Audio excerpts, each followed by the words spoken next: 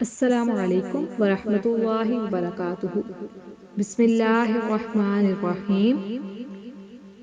اگر آپ بھی مشکلات سے دوچار ہیں، بیماریوں یا جادو اور جنات سے مایوس ہو چکے ہیں، تو 2 رکعت نفل حاجت کی نیت سے پڑھیں اور ہر سجدے میں سبحان ربی الاعلیٰ کے بعد آیت کریمہ 40 مرتبہ پڑھیں۔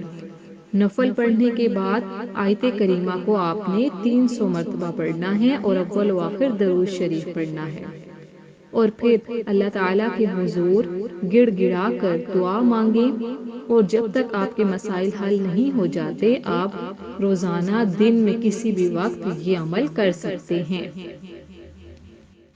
اس عمل کی برکت سے انشاءاللہ عز و جل آپ کے یہ مسائل حل ہو جائیں گے۔ خود بھی یہ عمل کریں، اور اگر کوئی اور بھی مشکلات سے دوچار ہے تو صدقہ جاریہ سمجھ کر اس کو بھی بتائیں۔ جزاک اللہ